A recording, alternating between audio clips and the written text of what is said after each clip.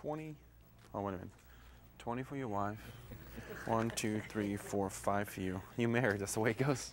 I think you really learn a lot because, especially in the state of Florida, where there's so many elderly, a lot of them are just, a lot of people don't appreciate what they do.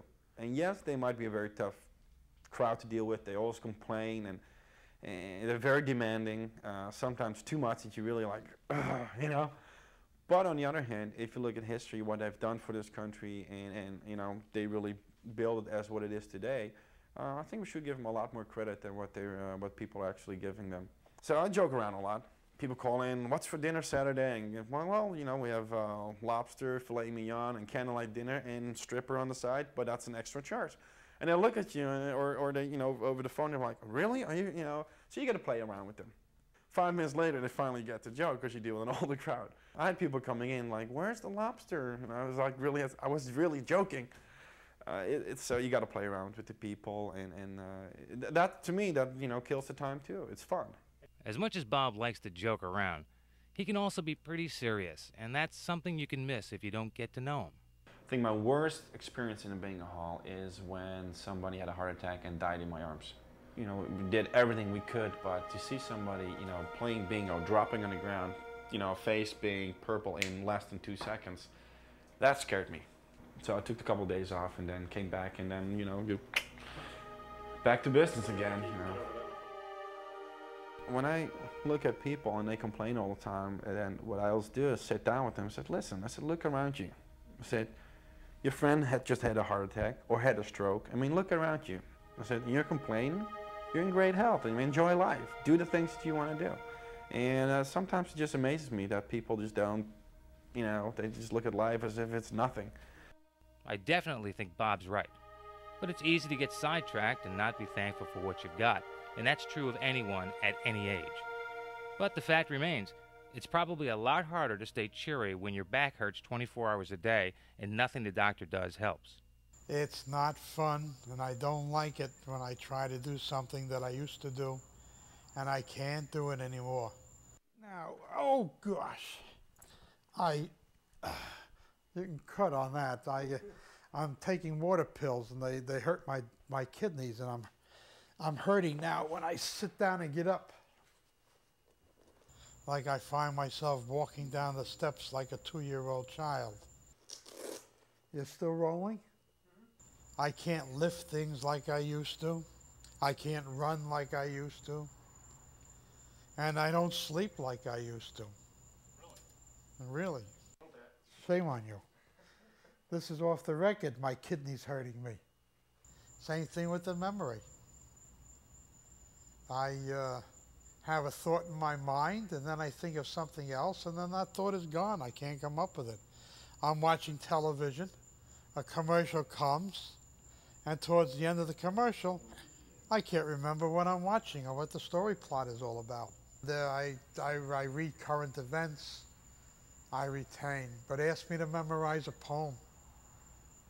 Ask me to memorize a few foreign words, a few foreign expressions. I could say it 500 times, and 20 minutes later I wouldn't remember it. It's amazing the things that happen when you reach 60. No matter what else happens in their daily life, bingo remains a constant for a lot of the people here. Something of a watering hole for the elderly community. Really, it's not much different than the local pub where different people gather to reminisce about the past and insulate themselves from the present.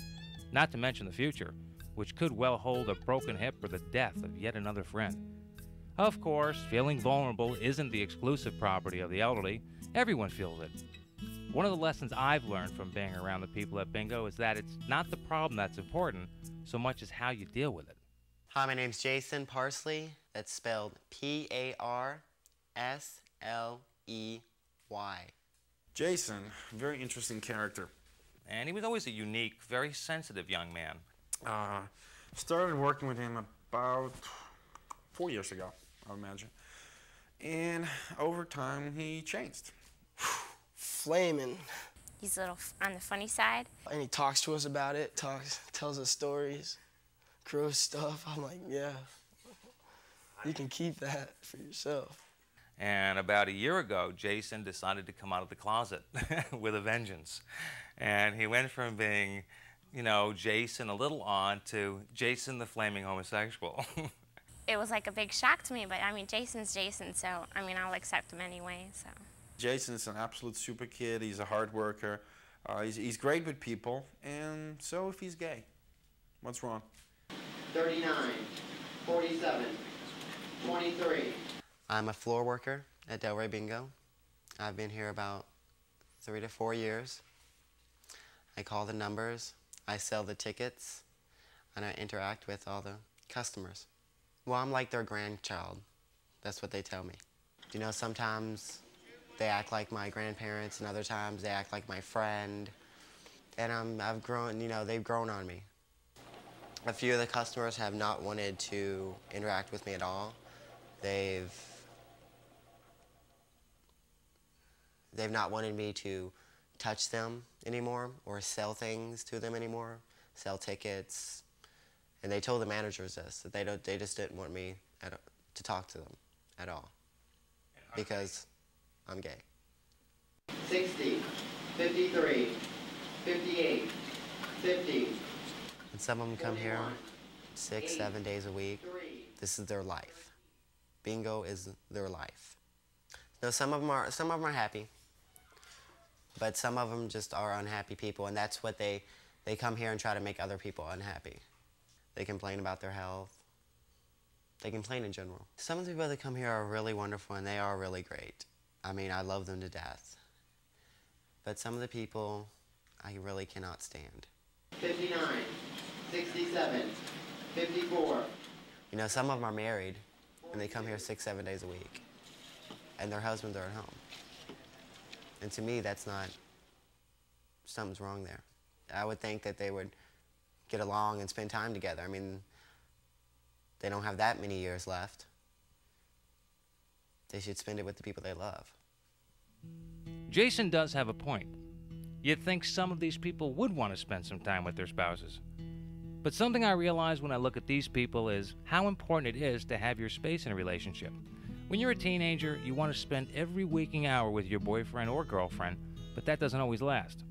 Even if you're married, you can't spend all day with your significant other. I mean, these people are retired, so they're not going to work. They wake up with the same person, spend their whole day with the same person, and go to sleep with the same person. That'd be enough to drive anyone crazy. One of my favorites at the bingo is Helen Dunn. She's been married to the same guy for about 90 years. Sure, she's a nightly regular, but she's one of the few people there that, thanks to her relationship with her husband, isn't subjected to the same loneliness and vulnerability so apparent in her peers. I'm Helen Dunn. I'm 61 years old. I'm from New York and Florida. We are what you call snowbirds, 6 months in New York and 6 months down here. When I retired, I was an assistant to a president. I worked with numbers all my life, and the day I retired, I said, I never want to see another number as long as I live. Came to Florida, and the first day out, my friend took me to bingo, and I've been coming to bingo ever since. So yes, I am a bingo fanatic. My husband, Gene, went to renew our license plate. At the Motor Vehicle Bureau, they had a contest or promotion going to buy personalized plates. And she was giving him personalized. He said, no, no. Then finally he broke down. He says, all right, I'll take them if you have one that says bingo. You should see people on the highway.